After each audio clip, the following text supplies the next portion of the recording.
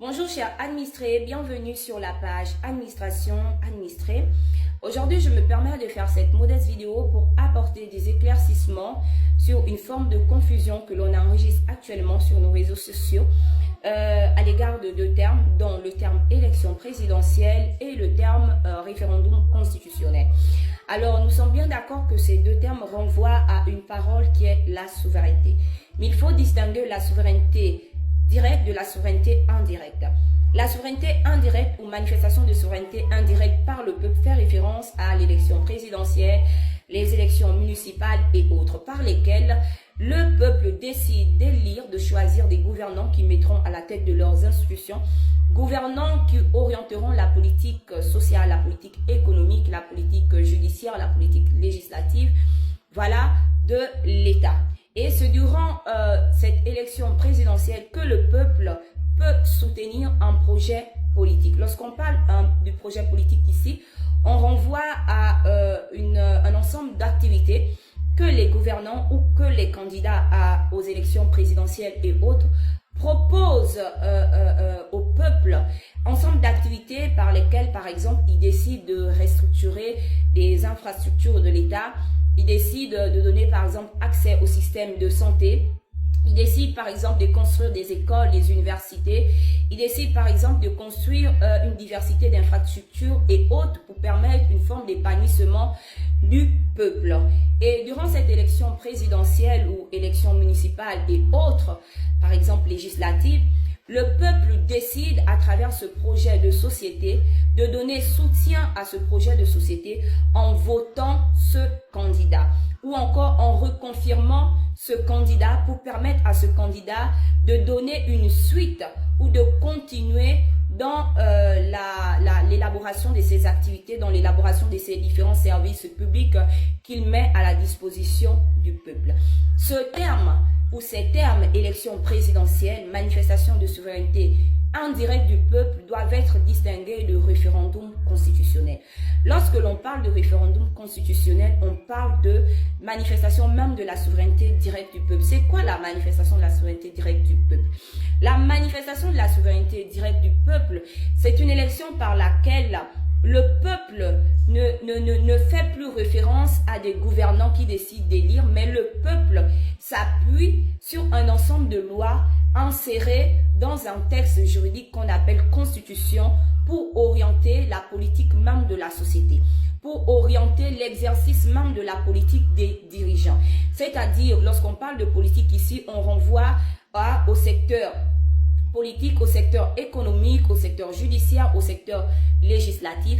C'est un ensemble de lois contenues dans un texte juridique qui font référence à des droits des citoyens. Nous trouverons par exemple le droit à la vie, le droit par exemple à l'instruction, le droit à la santé, donc le droit à l'éducation, le droit à la santé, le droit de déplacement des citoyens, le droit à l'emploi, par exemple. Nous trouverons une diversité de droits. Nous trouverons aussi à l'intérieur d'une constitution une diversité des devoirs des citoyens envers l'État. Quand on parle de citoyens, on parle de tout le monde. On n'inclut pas seulement le peuple, on inclut peuple et gouvernants. Donc, on trouvera aussi des devoirs des citoyens en général à l'égard du peuple. À l'intérieur d'une constitution, nous trouverons également des principes fondamentaux. À l'intérieur d'une constitution, nous trouverons également la forme même de régime que on entend pratiquer dans un État, par exemple le régime présidentiel, le régime semi-présidentiel, le régime parlementaire. Donc c'est dans cette constitution qu'on définira quel sera le régime de cet État. À l'intérieur d'une constitution, nous retrouvons également une élaboration même des différentes fonctions des gouvernants et de comment ces fonctions doivent être exercées sur le territoire. À l'intérieur d'une constitution, nous retrouverons également des différents mécanismes qui permettent de limiter même les abus d'autorité dans l'exercice de leurs fonctions. À l'intérieur d'une constitution, nous trouverons une variété de mécanismes qui permettent aux citoyens de se réaliser, de s'épanouir, à une société de se développer, nous trouverons une forme de garantie des institutions. C'est pourquoi il faut distinguer ces deux termes. À l'intérieur d'une constitution, nous ne trouverons pas et nous ne trouverons jamais un projet politique, nous ne trouverons jamais un projet social d'un gouvernant ou un projet politique. Lors d'un référendum, le peuple décide de la direction économique, politique, judiciaire, législative qu'il entend donner à la gestion de la chose publique. Lors d'un référendum, le peuple décide de son avenir. Le peuple décide de l'avenir de ses enfants. Le peuple décide de l'avenir des enfants, de leurs enfants, en garantissant par des lois, par des valeurs, par des principes, par des mécanismes juridiques insérés dans un texte juridique appelé Constitution, des institutions fortes. Le peuple ne fait plus référence à des hommes, mais le peuple fait référence à un mécanisme juridique pour garantir, pour orienter les hommes à, comment on appelle ça, à développer la société, à développer les infrastructures, à permettre l'épanouissement du peuple.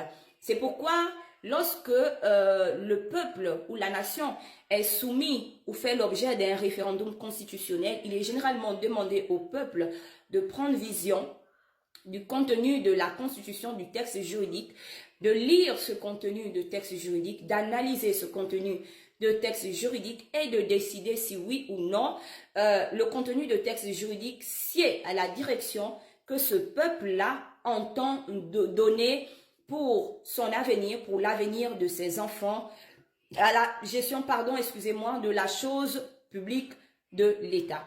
Et ce peuple manifeste cette souveraineté à travers un vote. Le vote ici doit être libre, c'est-à-dire que le vote ne doit subir aucune influence, quelle que soit la source, que ça soit une source politique, que ça soit une source sociale, que ça soit une source religieuse. Le citoyen doit être capable de décider de manière volontaire, de manière consciente, de manière intelligente sur le contenu de la Constitution. Il doit être capable de décider de manière également éclairée. C'est-à-dire que lorsqu'on parle de l'éclaircissement ici, même sur le texte juridique, on parle de prise de connaissance de ce texte juridique. Il doit être capable de décider en ayant visionné, en ayant analysé le contenu de la Constitution, il doit être capable de décider si oui ou non il est d'accord avec les différents mécanismes qui ont été introduits, qui ont été élaborés au sein de cette Constitution afin de garantir des institutions fortes, afin de garantir une restauration même des institutions de l'État, afin de garantir ses droits, afin de garantir ses libertés, afin de garantir ses valeurs et afin de garantir un avenir meilleur à ses enfants et à sa descendance. Je vous remercie.